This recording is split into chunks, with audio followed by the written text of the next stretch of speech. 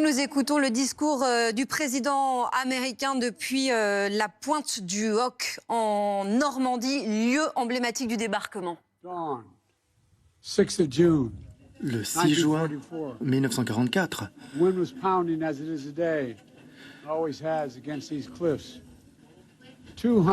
225 rangers américains sont arrivés par bateau. Ils sont sautés dans les vagues et ils ont atteint la plage. Et ils se sont dû affronter l'immensité de ces falaises que vous pouvez voir juste à côté.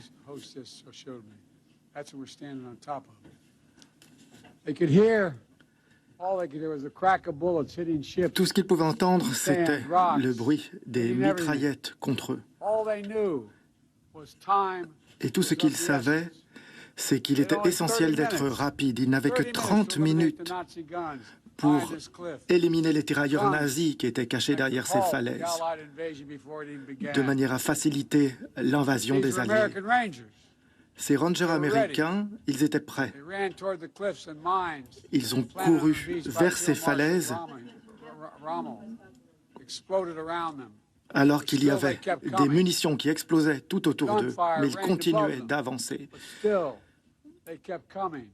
Malgré les tirs qui déchiraient le ciel au-dessus d'eux, ils continuaient d'avancer. Et malgré les soldats nazis qui les attendaient derrière les falaises, ils ont continué d'avancer.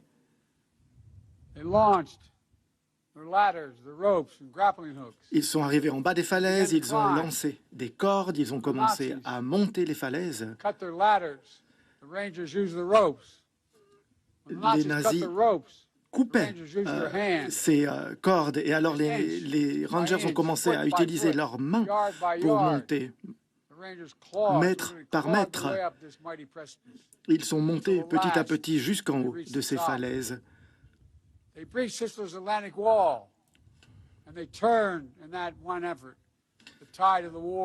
Et par cet effort, ils ont renversé la tendance de cette guerre et ils ont commencé à sauver le monde. Mesdames et messieurs, hier j'ai rendu hommage aux soldats américains tombés pendant la guerre au cimetière américain, où de nombreux de ces rangers, justement, sont enterrés. Ils se sont battus pour notre liberté. Et aujourd'hui, je vois ces champs de bataille et tous les bunkers qui les entourent. Et une pensée me vient à l'esprit. Mon Dieu, comment y sont-ils parvenus? Comment est-ce que ces jeunes Américains avaient la volonté de tout donner, de tout risquer? Il y avait par exemple le sergent Leonard Lommel du New Jersey, qui était l'un des premiers rangers de s'élancer en haut des falaises et qui a été blessé à la hanche, mais qui a continué d'avancer. Et à un moment, il montait la falaise et un autre ranger lui disait « Je ne suis pas sûr de pouvoir y parvenir ». Et le lieutenant lui a dit qu'il devait continuer. Il l'a motivé et ils sont tous les deux montés en haut de la falaise. Il y a aussi un autre soldat qui venait du Massachusetts, qui était en bateau et qui a été, son bateau a coulé sous les tirs. Et il a commencé à prier quand il s'est retrouvé dans l'eau en disant « Dieu, mon Dieu, ne me laisse pas me noyer, sauve-moi, alors que je suis si près de la rive. » Il y a aussi le colonel James Rudder, qui était à la tête de ce bataillon. Et c'est lui qui s'était porté volontaire en disant « Mes rangers peuvent faire ce travail. » Ils connaissaient leur capacité, leur force de caractère.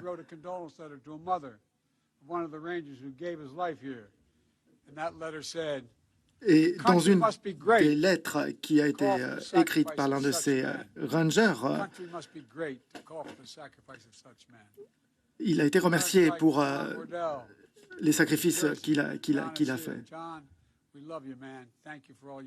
Et nous remercions d'ailleurs tous ces rangers pour tout ce qu'ils ont fait.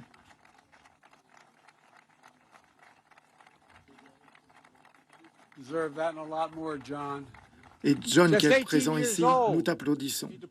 Il avait seulement 18 ans et il a participé avec les Rangers à cette invasion en France pour lutter contre l'Allemagne.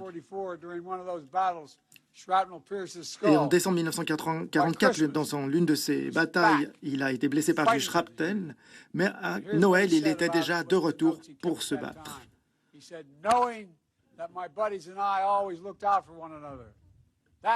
Et il est revenu parce qu'il avait réussi à reprendre des forces et qu'il avait ce contrôle mental sur son corps et qu'il pouvait se battre.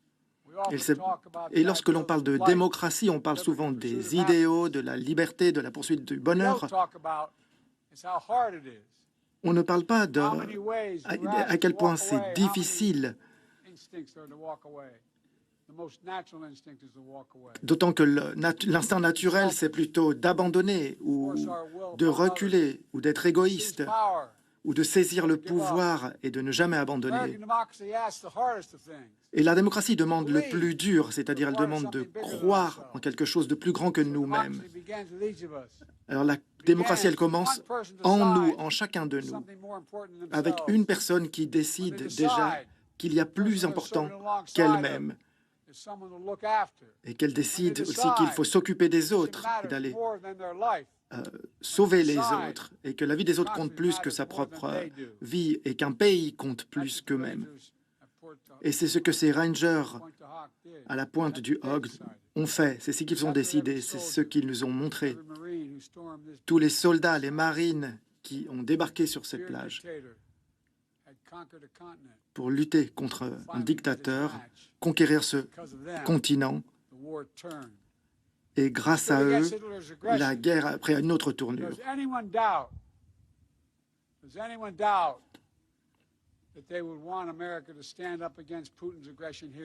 Est-ce qu'il y a quelqu'un qui doute aujourd'hui qu'il y aurait des Américains qui douteraient de lutter contre Poutine ici?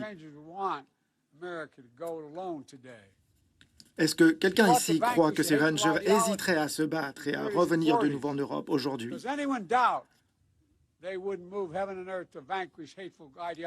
Et est-ce qu'il y a quelqu'un pour douter que ces Américains voudraient vaincre de nouveau la tyrannie aujourd'hui? Et est-ce que l'on peut croire aussi que les Américains ont tiré des leçons de cela aujourd'hui? Ces Rangers sont ceux qui ont donné leur vie au combat. Est-ce qu'on peut imaginer qu'aujourd'hui les Américains feraient de nouveau la même chose? Ils seraient là pour défendre le monde. Et je suis sûr qu'ils le feraient toujours.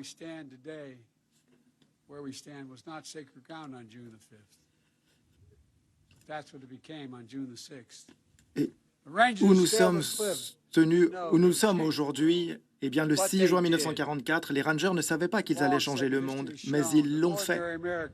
Et l'histoire nous montre que les Américains ordinaires peuvent faire des choses extraordinaires parce qu'ils y sont poussés. Et il n'y a pas de meilleur exemple qui puisse être donné que celui de la pointe du Hog ici.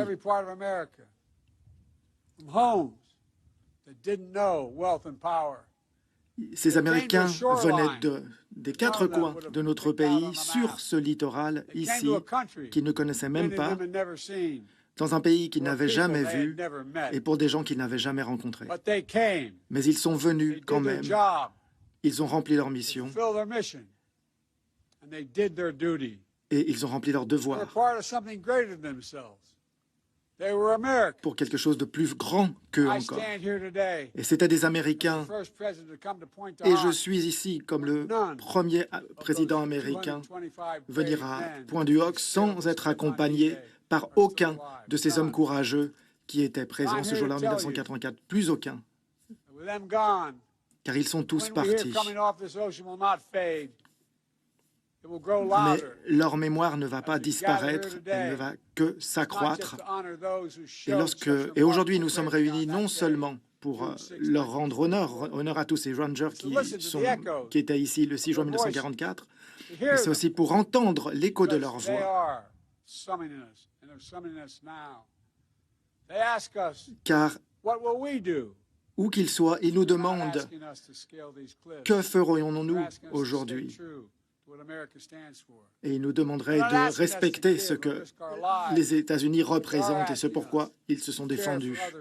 Et ils nous demanderaient aussi de défendre les autres personnes, nos compatriotes et les autres personnes du monde plus que nous-mêmes.